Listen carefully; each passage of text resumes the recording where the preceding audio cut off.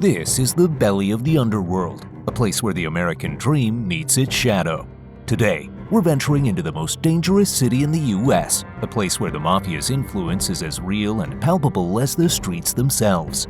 From clandestine meetings in smoky back rooms to ruthless power plays in broad daylight, we'll reveal the sinister world that operates just beneath the surface.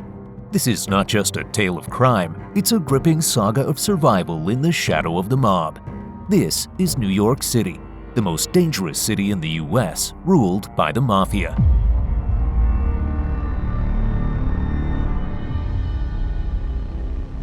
Emergence of the Mafia in the US. The Mafia in the United States first took root in the late 19th and early 20th centuries within the impoverished Italian immigrant neighborhoods of New York, including East Harlem, the Lower East Side, and Brooklyn. These groups also began to emerge in other parts of the northeastern United States and major cities like New Orleans and Chicago. This period coincided with large waves of Italian immigration, particularly from Sicily and other parts of southern Italy. Over time, Campanian, Calabrian, and other Italian criminal groups, along with independent Italian-American criminals, joined forces with Sicilian mafiosi, and this collaboration led to the formation of the modern, unified Italian Mafia in North America. The Five Families. Since 1931, 5 families have controlled New York's Italian-American Mafia: the Bonanno, Colombo, Genovese, Gambino, and Lucchese families. These families were organized in 1931 by Salvatore Maranzano after his victory in the Castellamarese War. The war was a violent power struggle between Joe Masseria and Salvatore Maranzano. In 1931, Maranzano's faction decided to assassinate Masseria, a plot orchestrated by Lucky Luciano, who was Maranzano's lieutenant. Following Masseria's murder, Maranzano reorganized the Mafia's power structure. Hence, he restructured the Italian-American gangs in New York into these 5 families. Each family controlled its own territory and had a hierarchical structure, all reporting to a common governing entity. Initially, Maranzano planned for each family's boss to report directly to him as the Capo dei Capi, or boss of all bosses.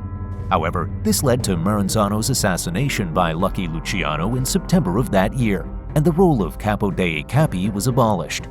Luciano then organized the commission, which initially included the leaders of the 5 families, the Buffalo crime family and the Chicago outfit, with Luciano serving as chairman.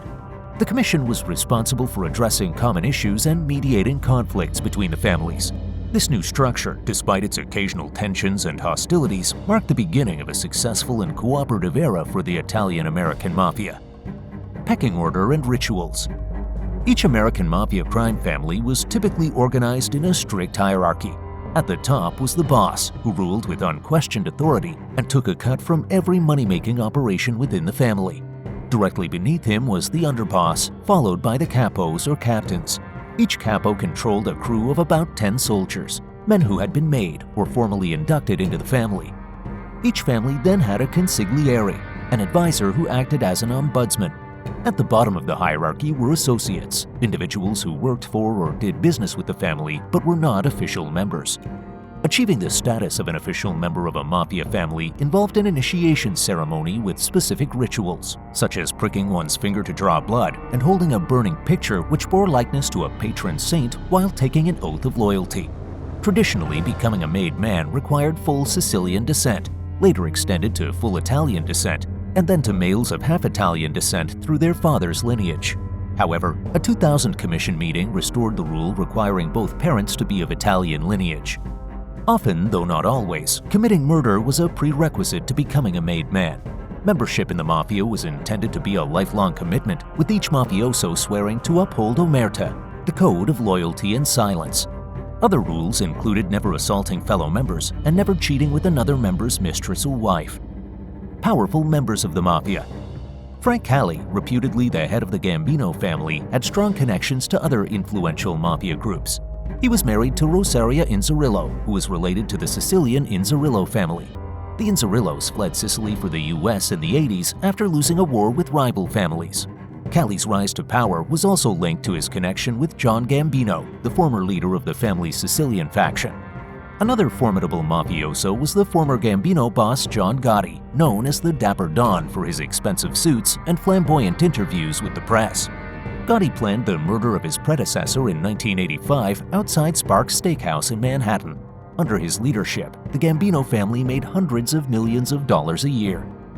The 20th Century Rule. After Prohibition was repealed in 1933, the Mafia expanded its operations beyond bootlegging to include a wide range of criminal activities, such as illegal gambling, loan sharking, and prostitution. They also penetrated labor unions and legitimate businesses like construction, garbage collection, trucking, restaurants, nightclubs, and the New York garment industry. The Mafia made enormous profits through kickbacks and protection shakedowns. Key to their success was their ability to bribe corrupt public officials, business leaders, and even witnesses and juries in court cases. Operations of the Mafia. Italian-American organized crime figures have been heavily involved in drug trafficking since the early 20th century. For instance, Lucky Luciano was arrested for transporting heroin, and Vito Genovese, the boss of bosses in the late 1950s, was convicted of drug trafficking. The infamous French Connection case in the 1950s revealed the Lucchese family's dominance and the Bonanno family's involvement in importing heroin from France to New York City.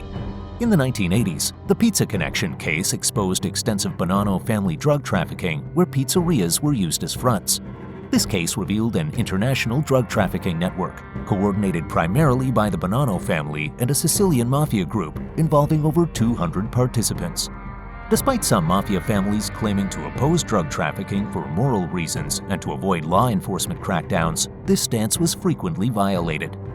Gambino family boss Paul Castellano allegedly prohibited his family members from participating in drug trafficking, but demanded a cut of Sonny Black Napolitano's heroin business in exchange for supporting Napolitano in the Bonanno intra-family conflict. Many members of the Genovese family have also been convicted of drug trafficking offenses. Alphonse Darco, while cooperating with the government, testified that he did not directly sell drugs while serving as the acting Lucchese family boss, but his subordinates did. Angelo Bruno, head of the Philadelphia crime family, adopted a similarly hypocritical approach. Loan sharking, the practice of offering high-interest loans backed by threats and intimidation to ensure repayment, has been a cornerstone of the mafia operations. Mafia bosses typically loan money to their associates, gamblers, and those unable or unwilling to secure bank loans. Interest rates for these loans could soar as high as 250 to 1,000% per year. In 1986, one of the charges in the commission case was a conspiracy to allocate loan sharking territories on Long Island. The indictment alleged that the defendants facilitated loan sharking by resolving a territorial dispute between the Lucchese and Gambino crime families. Gambino family boss John Gotti was also convicted of loan sharking, among other offenses. Loan sharking continued into the 21st century. In 2009, the New York Police Department arrested 22 Lucchese and Gambino members and associates for loan sharking and sports gambling. The fall of the Mafia. The 5 mafia families in New York City remain active today, though they operate behind the scenes now. The Mafia's influence in the United States peaked during the 1940s and 1950s, but it began to decline significantly after the Racketeer Influenced and Corrupt Organizations Act, RICO Act, was enacted in 1970. This act specifically targeted the mafia and organized crime, proving highly effective. Many arrested members became informants, leading to a snowball effect that further broke the mafia structure. The evolution of the mafia. The mafia returned from the crackdown. The Genovese family, one of the 5 families, maintained strong power till the 21st century. Post the death of the Oddfather, Vincent Gigante, the mantle of the family was passed on to Capo Daniel Leo, who was in charge of the daily activities by 2006. The family gained full footing 2 years later, but a threat was posed to their internal structure when Leo was arrested and sentenced to 5 years for extortion and loan sharking. In spite of his arrest, Leo still maintained control over the family and ruled from behind bars. The family still holds significant power and influence in New York, Atlantic City, New Jersey, and Florida. They are considered the most powerful mafia family in the U.S., largely due to their strict commitment to secrecy. According to the FBI, many associates of the Genovese family are unaware of the names of the family leaders or even other associates. This high level of secrecy makes it very challenging for investigators to obtain information about the family's current activities and structure. Law enforcement considers Leo the acting boss, Mangano the underboss, and Cirillo the consigliere of the family. The Genovese family is known for appointing top capos to leadership roles to assist in the daily administration of their activities. Currently, Capos Bellomo, Muscarella, Cirillo, and Dentico are among the most influential within the family, playing key roles in its operations.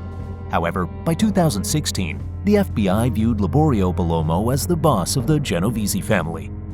The Mafia underworld might be concealed from the public eye, but it still persists strongly.